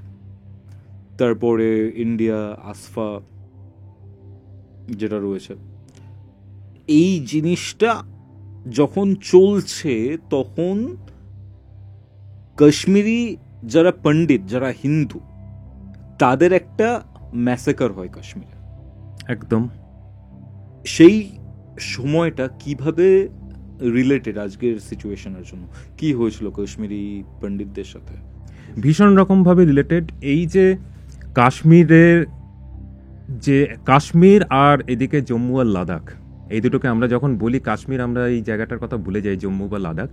তো জম্মু লাদাখ কিন্তু একটা হিন্দু মেজরিটি জায়গা, এবং ওদের সঙ্গে একটা বিশাল বড়, আমি বলবো, অবিচার হয়েছে যে এদেরকে কাশ্মীরের সঙ্গে একসঙ্গে করে দেওয়া হয়েছে। তো 90s-এর দিকে জম্মু এবং লাদাখের যে ওখানে হিন্দু পপুলেশন ছিল, তাদের মনে হয়েছে যে এই কাশ্মীরের আন্ডারে তারা থাকতে চায় না, একটা সেপারেট স্টেট হিসাবে থাকতে চায়, এবং কাশ্মীরের একটা কমপ্লিট যে ইস্যুটা ছিল যে আমরা একটা মুসলিম স্টেট, মুসলিম মেজরিটি স্টেট, তো accordingly will be separate, or আমাদের একটা সেপারেট এন্টিটি থাকবে, যেটা হচ্ছে হিন্দু মেজরিটি একটা কান্ট্রিতে তারা থাকবে না। এই সমস্ত কিছু নিয়ে, এবং ব্যাকড বাই পাকিস্তান, এবং শুধু ব্যাকড বাই পাকিস্তান বললেও ভুল হবে, পাকিস্তানেরও বাপ আছে, সে হচ্ছে আমেরিকা। এবং এই পুরো যে গেমটাতে যে কাশ্মীর এবং পাকিস্তান যে আজকে এরকম একখানা ডেডলি জায়গাতে এসে পৌঁছেছে আর কি রাদার, তো সেইটাতে আমেরিকাও দায় এড়াতে পারবে না, ঠিক আছে? এটা প্রচুর টাকায় ওরা ফুয়েলিং করেছে। তার কারণ হচ্ছে যে আফগানিস্তানে রাশিয়ান ডমিনেন্স থেকে ইউএসএ নিজের ডমিনেন্সটা আনবার জন্য যাদের সাপোর্ট দরকার পাকিস্তানের, এবং পাকিস্তানকে সাপোর্ট দিতে হলে পাকিস্তানের এই কাশ্মীর ইস্যুটাকে পেছন থেকে সাপোর্ট দিয়ে দিতে হবে। মানে this is a give and take policy. তো এই 90s-এ পাকিস্তান মোটামুটি বুঝে গেছিল যে ইন্ডিয়ার সঙ্গে তো আর ডাইরেক্ট যুদ্ধে পারবে না, রাইট? এবং ওরা তখনও শিওর নয় যে by 90s India nuclear bomb এসে গেছে কিনা, করে ফেলেছে কিনা। তার কারণ অলরেডি 1974-এ অপারেশন বুদ্ধা, যেটা ইন্দিরা গান্ধী একবার ফাটিয়ে তারপরে সেখানে চুপচাপ হয়ে গেছিল, রাইট? তো দে আর নট ইভেন শিওর, কিন্তু তখন ওদের নিউক্লিয়ার প্রোগ্রামটা অলরেডি শুরু হয়ে গেছিল এবং সেটা যাই হোক নরসিমা রাও বুঝতে পেরেছিল। নরসিমা রাও শুরু করেও সেটা আমেরিকার ধমকানিকে চালিয়ে যেতে পারেনি। Even বলেও দিয়েছিল যে অ্যাকচুয়ালি চুলের রেডিয়েশন দেখে নরসিমা রাওকে জানিয়েছিল রয়ের এজেন্টরা যে পাকিস্তানে চলছে হচ্ছে নিউক্লিয়ার প্রোগ্রাম। ওটা সেই সময় মোটামুটি ইন্ডিয়ার ইন্টেলিজেন্সের কাছে একদম পুরো ক্লিয়ার ছিল যে পাকিস্তান এই ব্যাপারে কাজ শুরু করে দিয়েছে, ঠিক আছে? তো যাই হোক, নরসিমা রাও পিএম কে বলেও দেয়। হ্যাঁ, ইভেন না আমি যেটা বলছি হ্যাঁ, মানে নরসিমা রাও নিজে এটাকে গ্রিন সিগন্যাল দিয়েও তারপর সেটাকে অফ করে দেয়, কারণ ইউএস এর স্যাটেলাইট থেকে ওরা পিকচার দেখে ফেলেছিল। এনিওয়ে, মানে তুমি ইন্ডিয়ান নিউক্লিয়ার প্রোগ্রামের কথা বলছো? ইন্ডিয়ান নিউক্লিয়ার প্রোগ্রাম, হ্যাঁ, ওটা আমি যেটা মাল্টিপল টাইম অ্যাবান্ডন্ট হয়। আমি যেটা বলছিলাম অ্যাকচুয়ালি পাকিস্তানের যে নিউক্লিয়ার প্রোগ্রাম রয়েছে সেটাও তো চলছিল একদম। এবং সেই সময় ইন্ডিয়ান স্পাইরা জানতে পারে যে পাকিস্তানেও নিউক্লিয়ার প্রোগ্রাম চলছে। যে জায়গাটাতে হচ্ছিল সেই জায়গার পার্টিকুলার যে সেলুন যেখানে আর্মি চিফ, নর্মাল আর্মির লোকেরা চুল কাটাতে যেত, সেই চুলের স্যাম্পেলটা নিয়ে আসা হয় এবং সেখানে রেডিয়েশন চেক করা, রেডিয়েশন পাওয়া যায়, রাইট? এবং সেখান থেকে জানা যায় যে পাকিস্তানেও নিউক্লিয়ার প্রোগ্রাম চলছে। নরসিমা রাওকে জানানো হয় জিনিসটা। তিনি পাকিস্তানের সাথে বন্ধুত্বপূর্ণ সম্পর্ক রাখবেন বলে সেই জিনিসটা ওভার দ্য ফোন কল পাকিস্তানের যে আর্মি চিফ ছিল সেই সময় জানিয়ে দেয় এবং ইন্ডিয়ান স্পাইদের পুরো ম্যাসাকার করা হয় ওখানে। এবং পাকিস্তান আজকে একটা নিউক্লিয়ার স্টেট। পাকিস্তান একটা নিউক্লিয়ার স্টেট হওয়ার জন্যই কাশ্মীর ইস্যুটা কিন্তু এখনো রিজলভ হতে পারছে না, আই গেস। না, দেখো এই নিউক্লিয়ার ব্যাপারটা না খুব একটা মেজর ইস্যু। অনেকেই ভাবে যে মানে আজকে যদি, মানে আমি বলছি না যে ইন্ডিয়া এখন অল আউট ওয়ারে যাবে কি না যাবে, কমপ্লিটলি একটা ডিফারেন্ট ডিসকাশন, কিন্তু পাকিস্তান একটা নিউক্লিয়ার স্টেট, সুতরাং আমাদেরকে একটু সমঝে চলতে হবে। ওরা কিন্তু এই জিনিসটা ভাবে না। যখন কার্গিলে ওরা অ্যাটাক করেছিল, ওরা কিন্তু ভাবেনি যে ইন্ডিয়া তো একটা নিউক্লিয়ার স্টেট। শুধু নিউক্লিয়ার স্টেট নয়, আজকে দাঁড়িয়ে ইন্ডিয়ার ডিফেন্স স্ট্রেংথ হচ্ছে 4th, মানে এর আগে রয়েছে ইউএস, রাশিয়া, চায়না, রাইট? এবং তারপরেই ইন্ডিয়া। পাকিস্তানের বোধহয় 10th কি 11th এরকম একটা পজিশনে রয়েছে। প্লাস পাকিস্তানের যা এখন ইকোনমির অবস্থা, মানে নিউক্লিয়ার বম্ব তো ছেড়ে দাও, মানে যে কোনো ধরনের কোনো রকমের যুদ্ধকে ওরা সাস্টেন কতদিন করতে পারবে, that is a big question. তো যাই হোক, এই রিয়েলাইজেশনটা ওদের মোটামুটি 90s হয়ে গেছিল এবং তখনই ওই মানে এই থিঙ্কিংটা কাট উইথ 1000 ব্লেডস, মানে bleeding with 1000 Katz, India with 1000 Katz, সেই সম্মুখ সমরে যেতে পারবে না। হ্যাঁ, যেতে পারবে না। তো তখন ওদের এই ইনহাউস ইন্ডাস্ট্রি এটা তৈরি করা হয়, যেটা হচ্ছে টেররিস্ট ইন্ডাস্ট্রি। এবং এটা একটা full fledged industry, very well oiled, well operated, যার মাথায় বসে আছে রাওয়ালপিন্ডির আর্মি, এবং they actually call the shot. তুমি পাকিস্তানে যদি দেখো থ্রু আউট, মানে আমার যতদূর মনে হয় স্টার্টিং ফ্রম ইন্ডিপেন্ডেন্স কোনো প্রাইম মিনিস্টার তার ফুল টার্ম কমপ্লিট করতে পারেনি, রাইট? কারণ এবং সেটা হয়েছে অন্য কোনো কিছু নয়, আর্মির জন্য। হ্যাঁ, আর্মির ইন্টারভেনশনের জন্য প্রত্যেকবার হয়েছে। মানে এরকম একটা জোকস আছে যে প্রত্যেকটা দেশের একটা আর্মি আছে, আর পাকিস্তান এমন একটা দেশ যেখানে আর্মির কাছে পুরো দেশটা রয়েছে। হ্যাঁ, এবার প্রত্যেকটা দেশের কাছেই যেটা থাকে না, সেটা কখনো দেশের লোকের সাপোর্টের বাইরে কখনো হতে পারে না। এই যে তুমি একটা এক্সাম্পল দিলে ইসরায়েল এবং প্যালেস্টাইনের হামাস, তো হামাস যে ওখানে রুল করছে, এই হামাস কিন্তু হ্যাঁ গাজাতে, ওয়েস্ট ব্যাংক নয়, গাজাতে ওরা যে রুল করছে, ওরা কিন্তু মানে আকাশ থেকে পড়েনি। দে আর অ্যাকচুয়ালি মানে complete support system is there for Hamas. না হলে ইভেন প্যালেস্টাইনের তুমি আজ থেকে 2-3 বছর আগে বা ইভেন এখনো যদি তুমি ওদের পার ক্যাপিটা জিডিপি দেখো, খুব খারাপ কিন্তু নয়, খুব ভালো। খুব ভালোই। এবং ওরা চাইলে তো খুব ভালো একটা নেশন তৈরি করতে পারতো এবং সেখানে একটা খুব ভালো গভর্নেন্স তৈরি করতে পারতো, গভর্নমেন্ট তৈরি করতে পারতো যারা তাদের ওয়েল বিইং এর টেক কেয়ার করতো এবং ফ্লারিশ করতো। ছোট ছোট অনেক জায়গা রয়েছে, ইউএই ওখানে করছে একই রকম, সিঙ্গাপুর করছে ছোটোখাটো জায়গা, কিন্তু আজকের যুগে তাদের পার ক্যাপিটা জিডিপি বা এটসেট্রা বলো, সারা দুনিয়ার লোকজন ওখানে যাচ্ছে। প্যালেস্টাইনের কাছে সেই অপশানটা ছিল, কিন্তু প্যালেস্টাইন তো সেটা করছে না। তারা কোনো পার্টিকুলার একটা প্রপার গভর্নমেন্ট ওরা চায় না, তারা হামাসের মতো টেরোরিস্ট অর্গানাইজেশন দ্বারাই রুল হতে চায়, রাইট?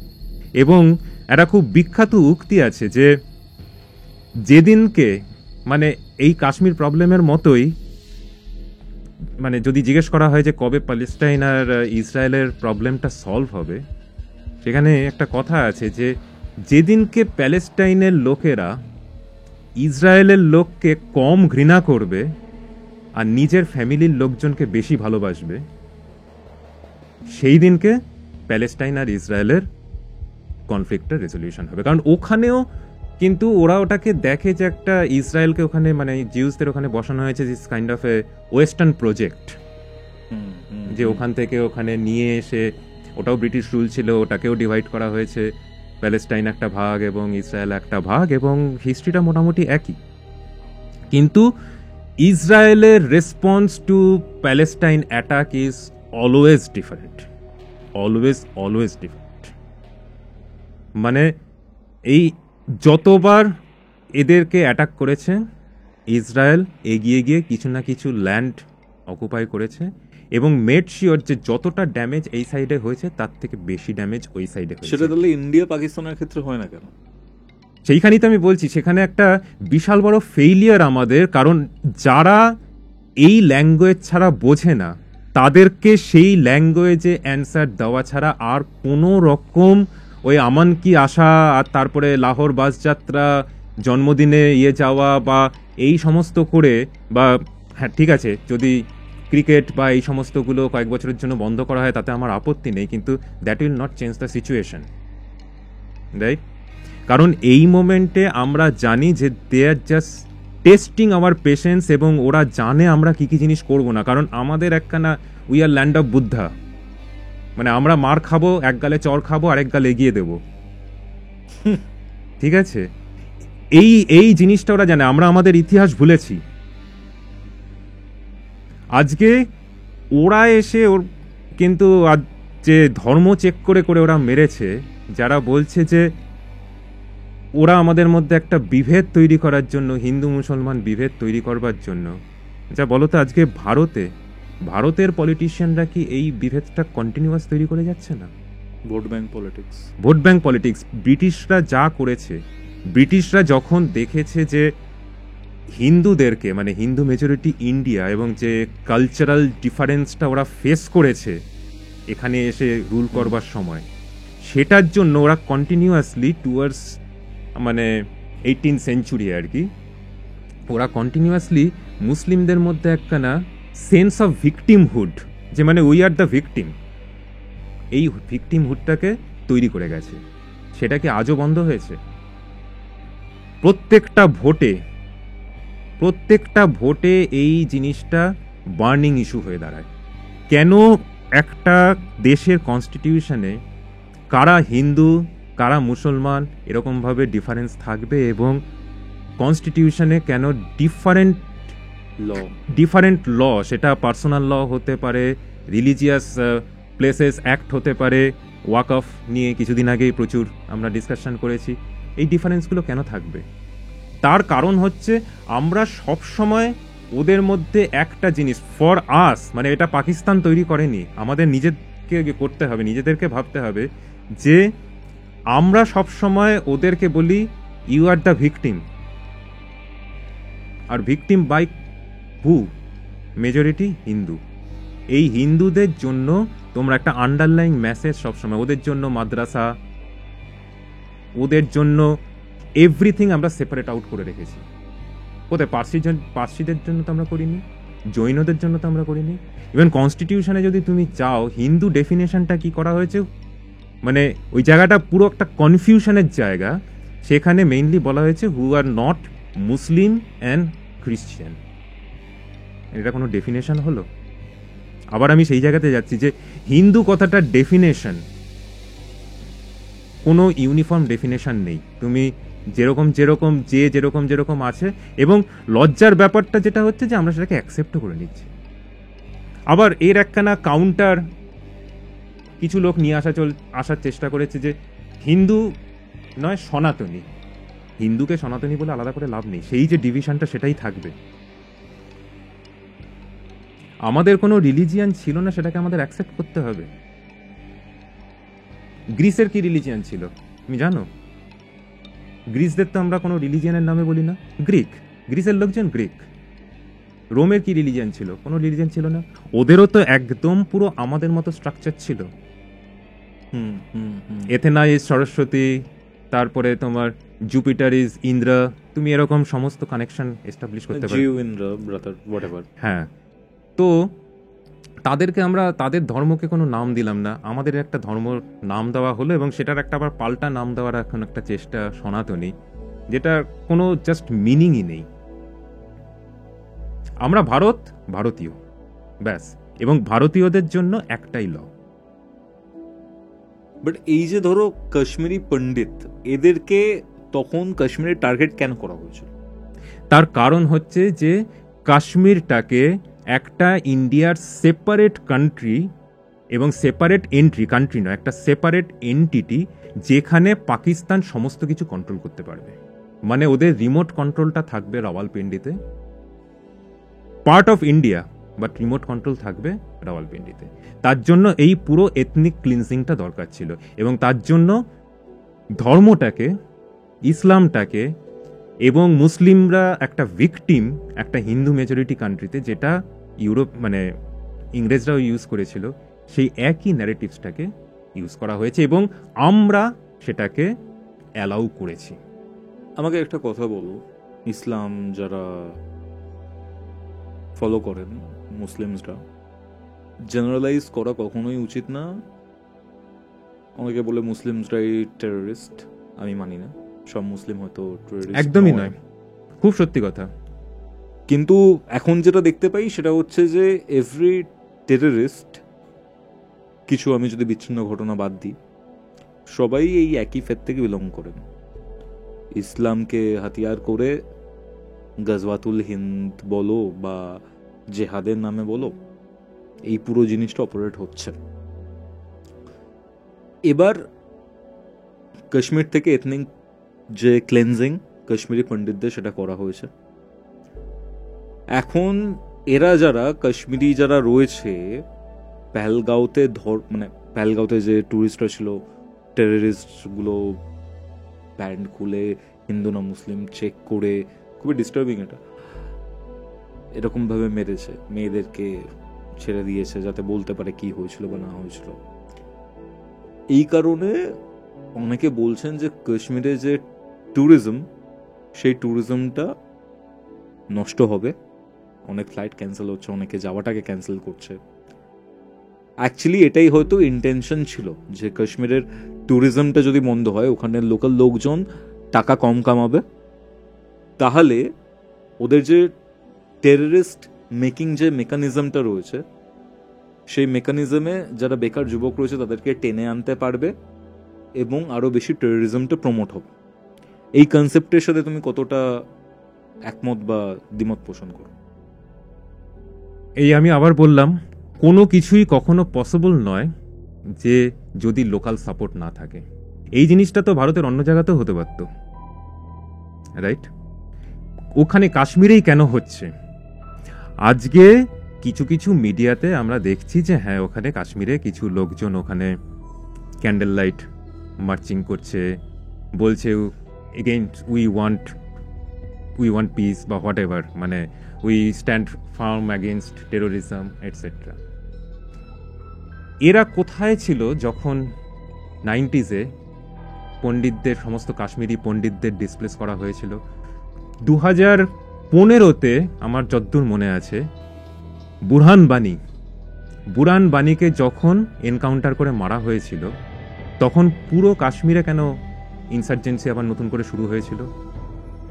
আজকে যদি সত্যি কাশ্মীর যদি এতটাই তাদের চেঞ্জ অফ হার্ট, বা এটা শুধু বাইরে থেকে 4-5 জন টেরোরিস্ট এসে শুধু দিনের পর দিন করে যাচ্ছে, একের পর এক মার্ডার হয়ে যাচ্ছে, মানে ম্যাসাকার হয়ে যাচ্ছে, 14,000 যে আমি সংখ্যাটা বললাম, মানে শুধু সিভিলিয়ান মারা গেছে আর 7,000-এর কাছে আর্মির লোক মারা গেছে, এটা শুধু বাইরের থেকে হয়ে যাচ্ছে, ভেতরের কোনো সাপোর্ট নেই, লজিস্টিক্যাল সাপোর্ট নেই, মরাল সাপোর্ট নেই, তাহলে এই পাথর ফেকা এই জিনিসগুলো, মানে ওখানে আর্মি যেখানে বসেছে, আর্মির সম্বন্ধে তো আমরা অনেক কিছু কথা বলি। যখন 2014 প্রবাবলি কাশ্মীরে যখন বন্যা হয়েছিল, তখন আমরা অনেক ছবি দেখেছি যে ওই বন্যার মধ্যে, জায়গাটা তো খুব একটা সহজ নয়, মানে প্রপার ল্যান্ড নয়, অনেক ছোট ছোট জায়গাতে, যেখানে পাহাড়ি জায়গাতে আর্মি গিয়ে বাচ্চাদেরকে, বয়স্কদেরকে কোলে তুলে তুলে রেস্কিউ করেছে। তাদেরকে 1 বছরের মধ্যে বুরহান বানিকে যখন মার্ডার করা হলো, তখন সারা কাশ্মীরে আগুন জ্বললো, এবং শুধু তাই নয়, তারপরেই তো উড়ি হলো। তাহলে কাশ্মীর অ্যাকচুয়ালি ওরা চায় যে ওখানে শুধু ওরাই থাকবে, ইন্ডিয়ার লোকজন গিয়ে ওখানে ট্যুরিজম করবে, ঘুরবে, মানে ইন্ডিয়ার থেকে টাকা গিয়ে ওখানে ইনভেস্টেড হবে, ওদের লাইফটা ইয়ে হবে। আজ পর্যন্ত কি কেউ বলছে যে না, ইন্ডিয়ার থেকে লোকজন আসুক, এখানে থাকুক? ইভেন কাশ্মীরের একজন খুব প্রমিনেন্ট পলিটিশিয়ান, যিনি আগে হয়তো জঙ্গি ছিলেন, তিনি বলছেন যে এই যে ট্যুরিজম কাশ্মীরে, এটা একটা কালচারাল ইনভেশন। রাইট, তোমার কথাটা ঠিক যে ওরা হয়তো অনেক ক্ষেত্রেই অ্যাকসেপ্ট করে না। মানে আমার বলতেও খারাপ লাগে যে ওরা এরকম টার্মে আমরা কথাটা বলছি, বাট একটা জিনিস দেখো, যে জায়গাতে ইসলামের মেজরিটি রয়েছে, মুসলিমদের মেজরিটি রয়েছে, সেই সব জায়গাগুলোতেই কিন্তু প্রবলেম চলছে। এটা খুব প্রমিনেন্টলি এই যে কোশ্চেনটা আমি সোশ্যাল মিডিয়াতে দেখতে পাচ্ছি। বাংলাদেশের বর্ডার, আমাদের ওয়েস্ট বেঙ্গল বলো, পাঞ্জাবের পোর্শনে বলো, কাশ্মীরের পোর্শনে বলো, মুসলিম মেজরিটি, ইউরোপে বলো, যেখানেই বলো, বা ইউরোপে বলো রাদার, ঠিক আছে। তো সেরকম জায়গাতে যখনই ইসলাম একটা মেজরিটির জায়গায় যায় বা মুসলিমের মেজরিটির জায়গায় যায়, নিজেদের একটা ডেমোগ্রাফিক চেঞ্জ হয়ে যাচ্ছে, দেশ থেকে পৃথক হয়ে যাচ্ছে, নিজেদের সেপারেট দেশ বানাচ্ছে। এইটা যে কোনো অর্গানাইজড আইডিওলজির ক্ষেত্রেই এটা ট্রু। মানে তুমি আব্রাহামিক রিলিজিয়নের ক্ষেত্রে বলছো? আমি শুধু আব্রাহামিক রিলিজিয়নের কথা বলছি না, মানে ওয়ার্ল্ড পার্সপেক্টিভে তুমি হয়তো ইসলামের কথা বলছো, কিন্তু ইন্ডিয়ার পার্সপেক্টিভে মাওয়িস্টও কিন্তু আছে। টেরোরিস্ট যদি বলা হয় অর্গানাইজড টেরোরিজম, তাহলে কিন্তু মাওয়িজম এখনো পুরো খতম হয়নি, কিন্তু এখনো বিভিন্ন জায়গায় তারা অ্যাক্টিভ। এই একটা জিনিসই, মানে যেই সময় আইডিওলজিটা তুমি অর্গানাইজ করে ফেলো এবং তারা শুধু এক্সপ্যানশনের জন্য কাজ করে, সেখানে কিন্তু আর তার মধ্যে কোনো ফিলোসফি, কোনো মানে স্পিরিচুয়ালিটি, এগুলো আর কিছু থাকে না। এটা কিন্তু ব্লাডি হয়ে যায়। এবং তুমি যদি আজকে কমিউনিজমের ইতিহাস দেখো, একই রকম, ঠিক আছে, কম্বোডিয়াতে বলো বা রাশিয়াতে এটসেট্রা, কমিউনিজমের ইতিহাসও এরকমই ব্লাডি। ওখানে যা হয়েছে, that is nothing but terrorism, right? Organised রিলিজিয়ানের, অর্গানাইজড আইডিওলজি, যেই মোমেন্টে তার একটা মাথা থাকবে, সেটা চার্চ হতে পারে, সেটা পলিট ব্যুরো হতে পারে, বা সেটা কোনো অন্য আদার, যে ইয়েতে ইরানে যেরকম হোমেনির মতো লোকজন, এখানে পাকিস্তানের ক্ষেত্রে আমি দেখতে পাচ্ছি যে আর্মি যে টপ বস, যে বলছে কিছুদিন আগেই মুনির, আসিফ মুনির বোধহয়, রাইট, তো বলল যে আমাদের প্রত্যেকটা পাকিস্তানিকে বুঝতে হবে যে we are different from Hindu, we Muslim থিওরির উপর বানানো হয়েছে। হ্যাঁ, মানে আমরা হিন্দুদের থেকে কিভাবে আলাদা, এটা ওদেরকে টিচিং করতে হবে। তো এই জিনিসটা একটা অর্গানাইজড রিলিজিয়ানের মধ্যে সবসময় থাকবে, এবং যেই মোমেন্টে ওরা দেখবে যে টাইম ইজ রাইপ, তারা কিন্তু যে কোনো ফর্মে হোক তারা বাকিদেরকে এলিমিনেট করার চেষ্টা করবে, অর তাদেরকে অপশন, মানে একটা অপশন যে either you come to our fold or get eliminated. এটা সব জায়গাতেই হয়েছে। এবং যখন ধরো আমাদের এই 1000 ইয়ার্সের ইতিহাসে যখন ইনভেশন হয়েছে, প্রত্যেকটা জায়গায় যেখানে মুসলিমরা জিতেছে এবং হিন্দুরা হেরেছে, সেখানে কিন্তু জাস্ট মানে আর্মি ফাইট হয়েছে তা নয়, কমন পিপল ম্যাসাকার্ড হয়েছে। ডেমোগ্রাফি চেঞ্জ করে দিয়েছে, পুরুষদের মেরে দিয়েছে, ডেমোগ্রাফি চেঞ্জ করাটা ওটা একটা part of the overall game. আর মহিলাদের অ্যাবজর্ব করে নিয়েছে।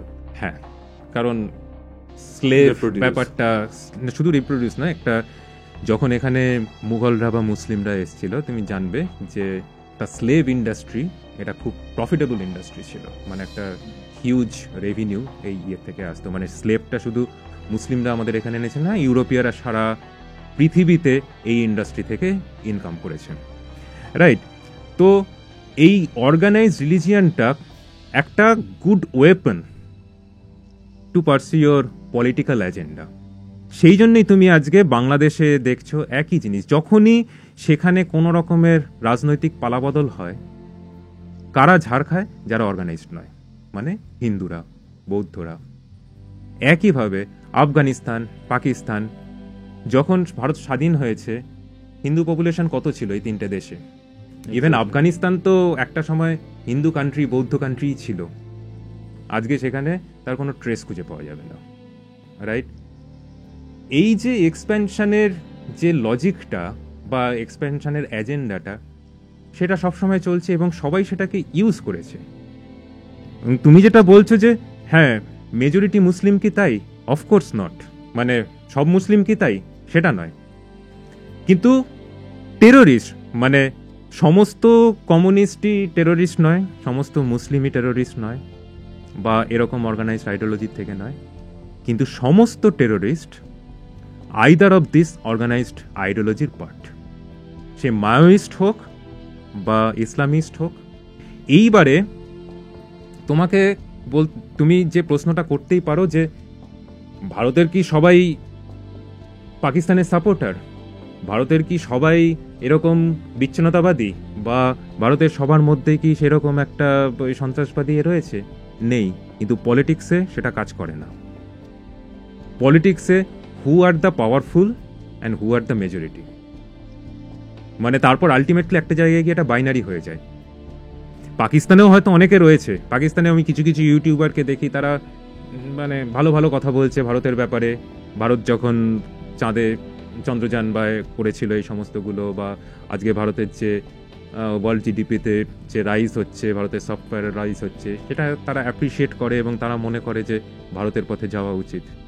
কিন্তু দে আর দ্য মিক অর মানে soft voice within the country, যারা হ্যাঁ মাইনরিটি ভয়েস, মানে তাদের নাম্বারে মাইনরিটি কিনা আমি বলছি না, কিন্তু তাদের ভয়েসটা এনাফ হার্ড হচ্ছে না, বা সেটা পলিটিক্সে রিফ্লেক্টেড হচ্ছে না। পলিটিক্সে রিফ্লেক্টেড হচ্ছে কারা? এই এক্সট্রিমিস্ট, যারা র্যাডিক্যাল। তাহলে এদেরকে কিভাবে কাউন্টার করতে হবে? ওই আমন কি আশা দিয়ে বা বসুধৈব কুটুম্বকম, that is not the purpose. Article 370 আমি যেটা বললাম, আর্টিকেল 370 দিয়ে মানে আমরা কতগুলো জায়গায় আমাদের অ্যাচিভমেন্টকে মার্ক করি, যে এবং এই পেহেলগাঁওর কেসটা আমাদেরকে পুরো আয়নার সামনে দাঁড় করালো যে এই পলিসিগুলো কোনোটাই কাজ করছে না। সেটা হচ্ছে আর্টিকেল 370 কি আমরা প্রি-90 সিচুয়েশনে নিয়ে যেতে পেরেছি? আজকে তুমি বলো, সারা ভারতের থেকে লোকজন বোম্বেতে যত যাচ্ছে বা যে কোনো জায়গাতে যাচ্ছে, কেউ কি যাবে কাজ করতে আনলেস তাকে ফোর্স করা হয় পাকিস্তানে, কাশ্মীরে? ওখানে গিয়ে ফ্যামিলি এস্টাবলিশ করা, তাদের ফ্যামিলিকে নিয়ে যাওয়া এবং তারপরে তাদের বাচ্চার এডুকেশন, একটা প্রপার লাইফ পসিবল নয় ওখানে। তার কারণ আমরা এখন ওদের কাছে মেহমান, নিজের দেশের মধ্যেই মেহমান। মানে ধরো একটা প্রবলেম এত বছর ধরে, এত হাজার বছর ধরে রয়েছে রাদার, সেটা তো 2-3 বছরে সলভ হবে বলে আমার মনে হয় না, বা 370 সরিয়ে দিলেই যে হবে সেরকমটাও নয়। হয়তো ইনিশিয়েশন, এই যে ইন্ডাস ওয়াটার ট্রিটি, সেটা কাট অফ করেছে ইন্ডিয়া, সেটার জন্য মানে কিছু কিছু স্টেপস নিয়েছে, যে ডিপ্লোম্যাটদের সরিয়ে দিয়েছে, যারা ইন্ডিয়াতে পাকিস্তানিজ রয়েছে, হয়তো সার্কের ভিসা নিয়ে রয়েছে বা বিভিন্ন ভিসা নিয়ে রয়েছে, তাদেরকে চলে যেতে বলেছে, ইন্ডিয়াদের রিটার্ন ব্যাক করতে বলেছে ইন্ডিয়ানদের। এই যে স্টেপসগুলো, এইগুলো এফেক্টিভ হবে বলে মনে হচ্ছে? এই সিন্ধু ওয়াটার ট্রিটি নিয়ে এটা নিয়ে একটু কথা বলার আছে। যখন উরি হয়েছিল তখনও কিন্তু নরেন্দ্র মোদী বলেছিল যে water and blood cannot flow together. তারপরে পুলওয়ামা হয়েছে এবং এর মাঝখানে অনেক ইনসিডেন্ট হয়েছে। এই যে আমরা ইন্ডিয়ার লোকরা বলছি যে এক্ষুনি সিন্ধু ওয়াটার ট্রিটি এগুলোকে বন্ধ করে দেয়, এটা কিন্তু এই সুইচ অন সুইচ অফের ব্যাপার নয়। এই জায়গাটা সিন্ধু ওয়াটার ট্রিটিটা নেহেরুর একটা বিশাল বড় ব্লান্ডার ছিল, সেটা মানছি। কিন্তু ওইখানে আজকে এই মোমেন্টে ওই জায়গাতে ইমিডিয়েটলি জল বন্ধ করে দেওয়া বা তার একটা আলাদা অল্টারনেট লাইন বের করে নেওয়া, এটা কিন্তু মুখের কথা নয়। যেই ট্রেনটা আমরা বলছি যেইখানে হচ্ছে, সেটা কিন্তু এই গুলমার্গ সোনমার্গের মতো নয়। মানে এমন এমন জায়গা দিয়ে এই নদীগুলো গেছে যে আমরা টোটাল 6টা নদী জানি আর কি। একটা 3টে হচ্ছে ওয়েস্টার্ন রিভার বলা হয়, আর 3টে ইস্টার্ন রিভার। এই জায়গাগুলোতে যদি বন্ধ করতে হয়, আজকে কিন্তু কাশ্মীর এন্টার ফ্লাডেড হয়ে যাবে। কারণ জলটাকে তো আমি এরকম বাইপাস করতে হবে। এটা তো নয় কারেন্টের সুইচ আমি অফ করে দিলাম, কারেন্টটা বন্ধ হয়ে গেল, সেরকম নয়। মানে সেই জলটাকে আমি যদি পাঠাবো না, তাহলে জলটার একটা অল্টারনেট রাস্তা হবে। শুধু কাশ্মীর নয়, এন্টার পাঞ্জাবে কিন্তু ফ্লাড হয়ে যেতে পারে। এবং ওই জায়গাতে ড্যাম বানানো, মানে বাঁধ বানানো এবং অল্টারনেট রুট বার করা, তার জন্য যে ইঞ্জিনিয়ারিং দরকার, সেই ইঞ্জিনিয়ারিং কিন্তু এই মোমেন্টে একটা খুব সোজা ব্যাপার নয়। কারণ আগের বছরই মোস্ট প্রবাবলি তুমি জানো যে ওইখানে একটা হাইওয়ে বানানোর সময় 22-23 জন কর্মী ওখানে একটা পাহাড়ের ধসের মধ্যে আটকে গেছিল। তারপর তাকে 14-15 দিন বা এটসেট্রার পরে তাদেরকে উদ্ধার করা হয়েছিল, মনে আছে নিশ্চয়ই। আমরা নিশ্চয়ই সেটা চাই না যে এই মোমেন্টে এখন হড়বড়িতে ওরকম একটা কিছু করতে গিয়ে বেশ কিছু শ্রমিকের কাজ, মানে আমরা তাদের লাইফটাকে এন্ডেঞ্জার করলাম। মানে এই জিনিসটা যারা ইঞ্জিনিয়ার তারা জানে যে ইমিডিয়েট কোনোভাবে পসিবল নয়, এবং লং টার্মেও এটা পসিবল কিনা সেটা একটা বিরাট কোশ্চেন। এবং সেটা মানে পাকিস্তানের লোকজন যখন আমাদের এই মিডিয়াতে বা সোশ্যাল মিডিয়াতে এই নিয়ে কথা হচ্ছে, তারা নিশ্চয়ই শুনে এগুলো হাসছে আর কি। মানে এই সিন্ধু ওয়াটার ট্রিটি ইমিডিয়েটলি বন্ধ করে দেওয়া, নরেন্দ্র মোদী প্রত্যেকবারই এটা নিয়ে একখানা মন্তব্য করে দেয় যে আমরা সিন্ধু ওয়াটার এটা বন্ধ করে দেবো। জলটাকে নিয়ে করবো কি? একটা করতে পারি আমরা ফ্লাড করে দিতে পারি, সেটা একটা অপশান হয়তো রয়েছে, কিন্তু সেটা অন্যান্য ইম্প্যাক্টও রয়েছে। আমরা নেচার নিয়ে কথা বলছি এখানে, ঠিক আছে? নেচার কিন্তু কিছু বোঝে না, নেচার তার নেচারের লতে চলে। সে যদি যাওয়ার পথ না পায়, সে চারদিক ভাসিয়ে দেবে। এবং সেখানে বাঁধ বানানোটাও সোজা কথা নয়। এবার ডিপ্লোম্যাট সরিয়ে দেওয়া, ডিপ্লোম্যাট পাকিস্তানের কোন ডিপ্লোম্যাট এখন আমাদের ডিপ্লোমেসির অপেক্ষা করছে? তারা মোটামুটি 1965 থেকে আমাদের ডিপ্লোমেসির উপর আর ভরসা করে না। ইভেন 1947 থেকে আমাদের ডিপ্লোমেসির উপর ভরসা করে না। আমরাই ওদের ডিপ্লোমেসির উপর ডিপেন্ড করে আছি, মানে এবং গত কিছু বছর ধরে হয়তো আমরা ওদের সঙ্গে সমস্ত ডিপ্লোমেসি টাইগুলোকে অফ করার কথা ভাবছি। ওটাও কোনো কাজের কিছু হবে বলে আমার মনে হয় না। ক্রিকেট খেলা, হ্যাঁ ঠিক আছে, একটা ওয়ার্ল্ডের কাছে একটা মেসেজ যাবে। যদি ইউএস মস্কো অলিম্পিক বয়কট করতে পারে, আর যদি Russia Los Angeles Olympic boycott করতে পারে, তাহলে ইন্ডিয়া ওয়ার্ল্ড কাপ, চ্যাম্পিয়নশিপ এই সমস্তগুলো বয়কট করতে পারে। এবং ঠিক আছে, আইসিসি করুক, মানে আইসিসি করুক, ইন্ডিয়াকে ছাড়া খেলাগুলো করে দেখুক কতটা কি হয়। কিন্তু সেইগুলো অত্যন্ত মাইনর স্টেপ, এগুলো দিয়ে কিচ্ছু হবে না। ইভেন আজকে যদি তুমি বলো সার্জিক্যাল স্ট্রাইক, ঠিক আছে, সার্জিক্যাল স্ট্রাইক ডেফিনেটলি একটা খুব বোল্ড স্টেপ ইন্ডিয়ান আর্মিদের পক্ষে। এবং তারপরে যে লিডারশিপ আমাদের তখন ছিল নরেন্দ্র মোদীর আন্ডারে, অজিত ডোভালের, ডেফিনেটলি একটা বোল্ড স্টেপ। কিন্তু তাতে কারা মারা গেছে? কয়েকজন টেরোরিস্ট মারা গেছে ওখানকার। তো তারা তো এনিওয়ে মরবার জন্য ready, they are trained for that. ফিদাইন, তারা ফিদায়। আমাদের এখানে সাধারণ লোক মারা গেল। আমাদের এখানে পুলওয়ামাতে মোস্ট প্রবাবলি 28 জন সৈনিক মারা গেল।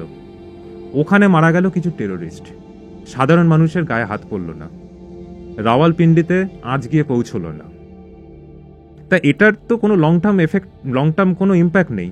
আর কন্টিনিউয়াস বেসিসে তুমি ক্লিনজিং করছো না। ওখানে ঠিক আছে, ক্লেম করা হয়েছে 150, 200, 300 এরকম কিছু মুজাহিদিন মারা গেছে। ওদের ওখানে ওদের যে টেরোরিস্ট ফ্যাক্টরির আউটপুট তার থেকে অনেক বেশি। ওদের যে এখনো যে স্টক রয়েছে, টেরোরিস্ট স্টক আমি বলছি, মানে এটা একদম পুরো ইন্ডাস্ট্রি টার্মগুলো আমি ইউজ করছি, ওদের যে টেরোরিস্ট স্টক রয়েছে, ওরা এখনো নেক্সট 15 ইয়ার্স 20 ইয়ার্স আমাদের এই ইয়েটা চালিয়ে যেতে পারে। সুতরাং তোমাকে একটা রেগুলার বেসিসে either you'll have to cleanse those terrorist, যেটা ইম্পসিবল, প্রত্যেক মাসে গিয়ে তো তুমি সার্জিক্যাল অ্যাটাক করতে পারবে না, অর মেক শিওর যে আমাদের এখানে যে ইম্প্যাক্ট হয়েছে ওদের ওখানে তার ডাবল ইম্প্যাক্ট হয়েছে। আমাদের এখানে যদি কমন পিপল মারা যায়, ওখানের কমন পিপল, মানে এটা শুনতে খুব খারাপ লাগছে, কিন্তু এইটা ছাড়া আর কোনো উপায় নেই। তার কারণ আদারওয়াইজ ওরা জানে যে ইন্ডিয়া এর বেশি যাবে না। এখানে একটা কনসেপ্ট আসছে, মানে যদি আমরা একটা চোখের বদল আর একটা চোখ, একটা চোখের বদলে এখানে চোখ নয়, এখানে একটা চোখের বদলে যদি মাথা যাওয়ার চান্স থাকে তবেই এই জিনিসটা বন্ধ হবে। এখানে কিন্তু বুদ্ধা স্ট্র্যাটেজি চলবে না, চাণক্য স্ট্র্যাটেজি লাগাতে হবে, বা চলবে না। চাইনিজ যে তোমার ওয়ার জেনারেল ছিল সান জু, তার পলিসি লাগাতে হবে, যেটা ইসরায়েল করছে, রাইট? আর ওইখানে কয়েকটা মুজাহিদিনকে মেরে তো কোনো লাভ নেই। ওরা আজকে আইদার এখানে মরবে, না হয় বালুচিস্তান লিবারেশন আর্মির ওখানে গিয়ে ঝামেলা করে মরবে, বা কিছু একটা করে মরবে। তারা তো সেটার জন্যই তৈরি হয়ে আছে, মানে ডে ইন ডে আউট ওরা ওর জন্যই কাজ করছে। একটা defined agenda, defined vision statement নিয়ে ওরা কাজ করছে। সেইখানে আমরা যদি পাল্টা স্টেটমেন্ট না দিতে পারি, what is our statement?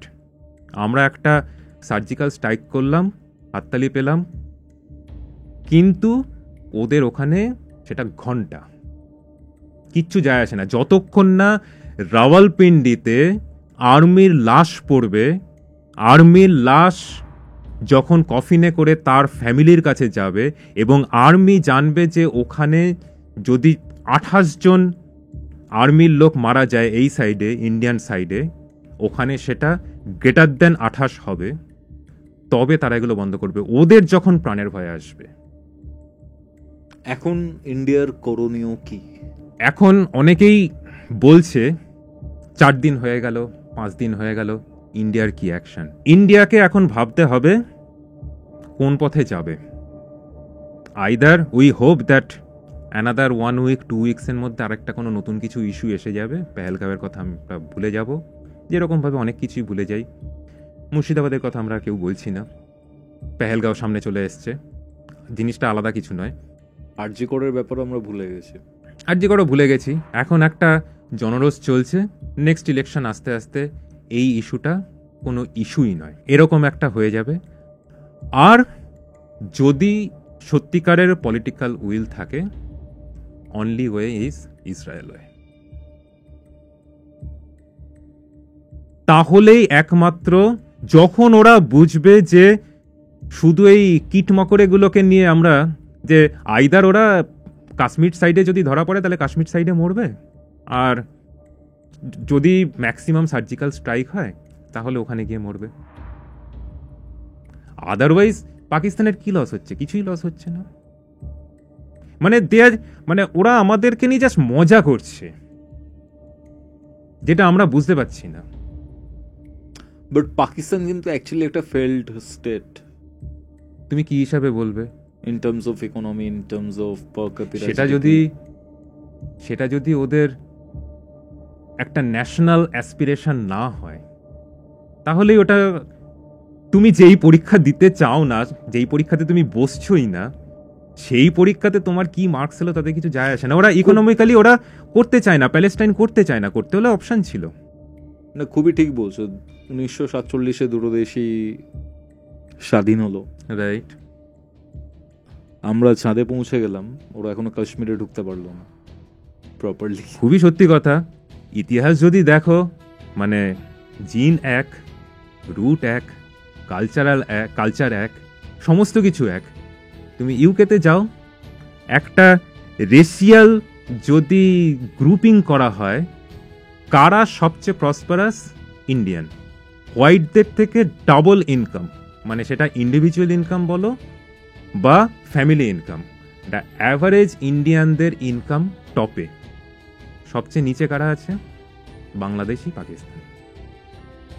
Root এক, জিন এক, কালচার এক। কালচার এক কিভাবে বলছো? মানে কালচার তো ডিফারেন্ট।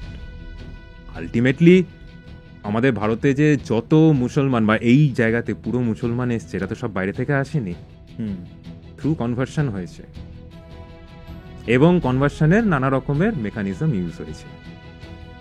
তাহলে যদি দেখা হয় আজ থেকে ফিউ হান্ড্রেড ইয়ার ব্যাক বা এটসেট্রা, এদের ম্যাক্সিমামই দে আর পার্ট অফ আস অনলি, এবং সেটাই ওরা নয় সেটা ভুল মানে প্রমাণ করতে চায়। We are not Hindu. আজও আসিফ মুনিরকে এই জিনিসটা বলতে হয় যে উই আর নট হিন্দু, মানে নিজেদের রুটটাকে কাট অফ করবার কি মরিয়া চেষ্টা। ওরা নিজেদেরকে আরবদের সমকক্ষ ভাবে বা আরবদের, বাট টার্কিশদের, হ্যাঁ মানে টার্কিশ আরব এই ইয়েদের, ওরা তো ওদের পাত্তাও দেয় না। মানে পাকিস্তান বাংলাদেশি মুসলমানদের ওরা জাস্ট মুসলমান বলেই মনে করে না, রাইট? তো এইখানেই এই ব্যাপারটা ডিফারেন্ট হয়ে যাচ্ছে। আজকে অনেক কিছু নিয়ে আমরা আলোচনা করলাম, ওভারঅল কাশ্মীরের টপিক, কেন হয়েছে, কি হয়েছে বা না হয়েছে। আপনারা যারা আজকের এই এপিসোড শুনলেন, আপনাদের কেমন লাগলো সেটা কমেন্ট করে জানাবেন। ভিডিওটা ভালো লাগলে অবশ্যই লাইক করে শেয়ার করে দেবেন, এবং প্রবালদার চ্যানেলটা ডেফিনেটলি চেক আউট করবেন। অনেক বিভিন্ন জিনিস নিয়ে প্রবালদা ভিডিওস বানিয়েছে, অ্যান্ড খুব রিলেটেবল লাগে আমার সেই কন্টেন্টগুলো। ধন্যবাদ। খুব তাড়াতাড়ি দেখা হচ্ছে প্রবালদা। অ্যান্ড আপনারা যারা কৌস্তবের আড্ডাতে নতুন, তারা ডেফিনেটলি চ্যানেলটাকে সাবস্ক্রাইব করুন, এবং আপনারা যদি এরকম ভিডিওস আরও দেখতে চান তাহলে কমেন্ট করে সেটা জানান। হরর, সুপারন্যাচারাল, অকাল্টের পাশাপাশি যদি জিও পলিটিক্সের ব্যাপারেও জানতে চান, সেটা ডেফিনেটলি কমেন্ট করে জানাবেন। আর এরকম ভিডিওস আরও দেখতে আপনার মোবাইল স্ক্রিনে আসা ডান দিকের অথবা বাদিকের বক্সে ক্লিক করুন।